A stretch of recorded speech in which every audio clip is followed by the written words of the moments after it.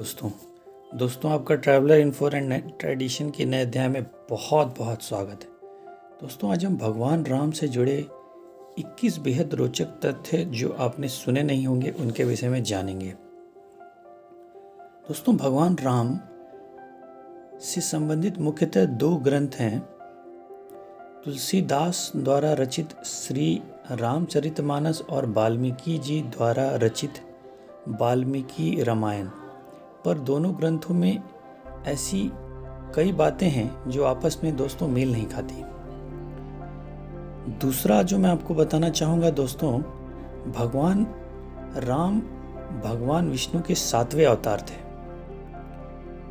तीसरा, राम नाम रघुवंश के गुरु महर्षि वशिष्ठ ने दिया था। चौथा, राम का अवतार एक पूर्ण अवतार नहीं माना जाता है क्योंकि उनको 14 कलाएं ज्ञात थी। श्री कृष्ण 16 कलाओं में पारंगत थे। ऐसा जानबूझकर किया गया था क्योंकि रावण को कई वरदान प्राप्त थे, लेकिन एक मनुष्य उसका वध कर सकता था, जिस वजह से ऐसा किया गया था।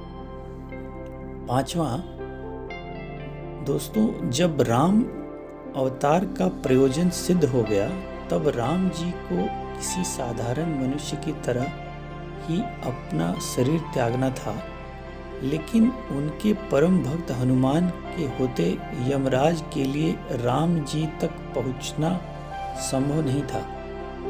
इसलिए राम जी ने जमीन में पड़ी एक दरार से अपनी अंगूठी गिरा दी और हनुमान से उसे लाने के लिए कहा।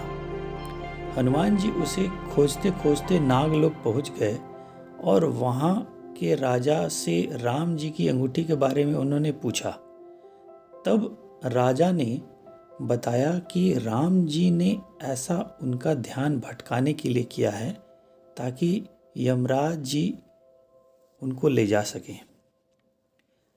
छठी बात जो मैं बताना चाहूँगा दोस्तों, राम जी के अनुज लक्ष्मण, सीता मैया और भगवान श्री राम की रक्षा करने के लिए 14 वर्ष के वनवास में एक भी दिन वो सो नहीं पाए थे, इसलिए उनका नाम गुडाकेश भी रखा गया था।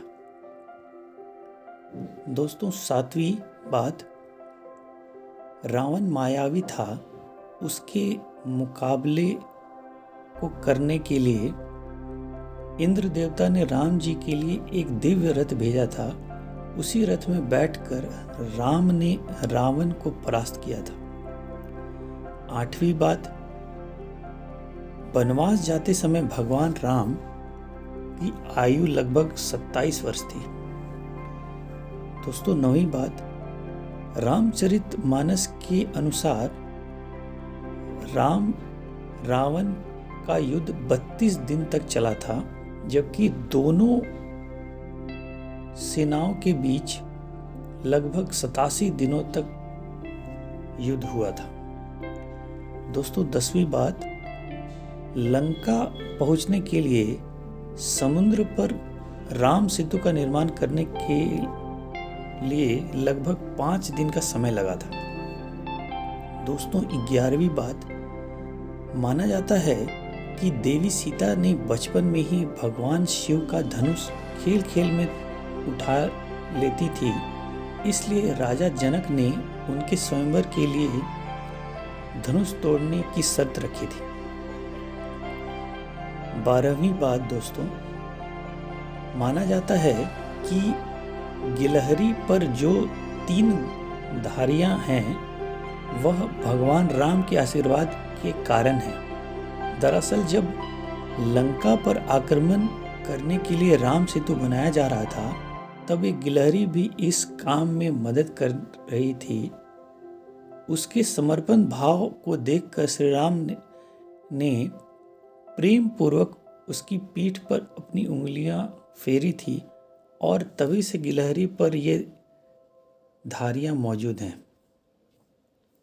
दोस्तों 13वीं अनसुनी बात, रावण खुद को अजय समझता था, लेकिन एक बार राजा अनरण्य ने उसे श्राप दिया था कि उसके वंश में उत्पन्न युवक ही उसकी मृत्यु का कारण बनेगा। श्री राम राजा अनरण्य के वंश में से ही एक थे। दोस्तों 14वीं बात, भगवान राम 4 भाई थे, राम, लक्ष्मण, भरत, शत्रुघ्न, और उनकी एक बड़ी बहन भी थी जिनका नाम शांता था। दोस्तों 15वीं बात, राम जी के धनुष का नाम कोदंड था। दोस्तों 16वीं बात, भगवान विष्णु के 1000 नामों में राम नाम 394 नंबर पर दर्ज है। दोस्तों 17वीं बात, भगवान विष्णु के अवतार परशुराम ये नहीं जानते थे कि श्री राम भी विष्णु अवतार हैं, इसलिए उन्होंने राम जी को विष्णु जी के धनुष पे प्रपंचा चढ़ाने को कहा, जिसे राम जी ने बड़े आसानी से चढ़ा दिया था। और परशुराम जी भी राम जी के असली रूप को उसके बाद से जान गए थे। दोस्तों 18वीं बात, राम अपने समय का सबसे बड़ा ज्ञानी था, इसलिए एक बार राम जी ने रावण को महाब्राह्मण कहकर पुकारा था और उसकी मृत्यु के समय लक्ष्मण को उससे ज्ञान प्राप्त करने के लिए भी भेजा था। दोस्तों 19वीं बात, लंका पर चढ़ाई से पहले श्री राम ने रामेश्वरम में शिवलिंग बनाकर शिव आराधना की थी। आज भी रामेश्वरम हिंदुओं के सबसे प्रमुख तीर्थ स्थलों में गिना जाता है। दोस्तों 20वीं बात, सीता जी के स्वयंवर में राम जी ने शिव जी के जिस धनुष को तोड़ा था उसका नाम पिनाका था। दोस्तों 21वीं बात, जिस जंगल में भगवान राम, सीता मैया और लक्ष्मण जी ने वनवास काटा था, उस जंगल का नाम दंडकारण्य था। आशा है दोस्तों आपको हमारी जानकारी पसंद आई होगी। आपका बहुत बहुत धन्यवाद।